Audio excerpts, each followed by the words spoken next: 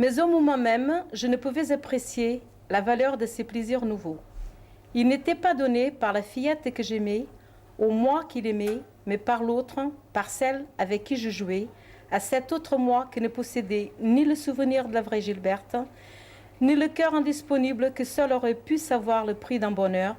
parce que seul il l'avait désiré. Même après être rentrés à la maison, je ne les goûtais pas, car chaque jour, la nécessité que me faisait espérer que le lendemain j'aurais la contemplation exacte, calme, heureuse de Gilberte, qu'elle m'avouerait enfin son amour, en m'expliquant pour quelle raison elle avait dû me le cacher jusqu'ici, cette même nécessité me forçait à tenir le passé pour rien, à ne jamais regarder que devant moi, à considérer les petits avantages qu'elle m'avait donnés, non pas eux-mêmes et comme ils se suffisaient, mais comme des échelons nouveaux où poser les pieds, qui allaient me permettre de faire un pas de plus en avant et d'atteindre enfin le bonheur que je n'avais pas encore rencontré. Si elle me donnait parfois de ces marques d'amitié, elle me faisait aussi de la peine, en ayant l'air de ne pas avoir le plaisir à me voir. Et cela arrivait souvent les jours même sur lesquels j'avais le plus compté pour réaliser mes espérances. J'étais sûre que Gilberte viendrait aux Champs-Élysées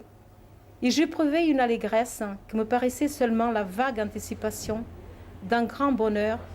quand, entrant le matin au salon pour embrasser maman déjà toute prête, la tour de ses cheveux noirs entièrement construite et ses belles mains blanches et potelées sentant encore le savon, j'avais appris en voyant une colonne de poussière se tenir debout toute seule au-dessous du piano et en entendant un orgue de Barbarie jouer sous la fenêtre, en revenant de la revue, que l'hiver recevait jusqu'au soir la visite inopinée et radieuse d'une journée de printemps. Pendant que nous déjeunions, en ouvrant sa croisée, la dame d'en face avait fait décamper en un clin d'œil, d'à côté de ma chaise, rayant d'un seul bond toute la largeur de notre salle à manger, un rayon qui avait commencé sa sieste y était déjà revenu, la continuer l'instant d'après. Au collège, à la classe d'une heure, le soleil me faisait languir d'impatience et d'ennui, en me laissant traîner une lueur dorée jusque sur mon pupitre,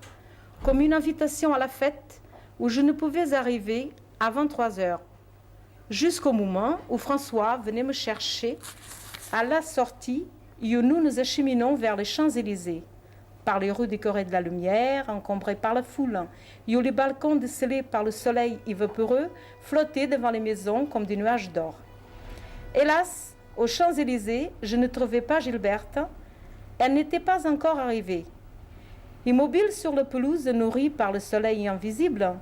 que çà et là faisait flamboyer la pointe d'un brin d'herbe, et sur laquelle les pigeons qui étaient posés avaient l'air de sculptures antiques que la pioche de jardinier a ramené à la surface d'un sol auguste, je restais les yeux fixés sur l'horizon. Je m'attendais à tout moment à voir apparaître l'image de Gilberte suivant son institutrice, derrière la statue qui semblait tendre l'enfant qu'elle portait et qui ruisselait des rayons. À la bénédiction du soleil, la vieille lectrice des débats était assise sur son fauteuil, toujours à la même place. Elle interpellait un gardien à qui elle faisait un geste amical de la main en lui criant « Quel joli ton !» Il le proposé s'était approché d'elle pour percevoir le prix du fauteuil. Elle faisait 1000 minauderies en mettant dans l'ouverture de son gant le ticket de 10 centimes,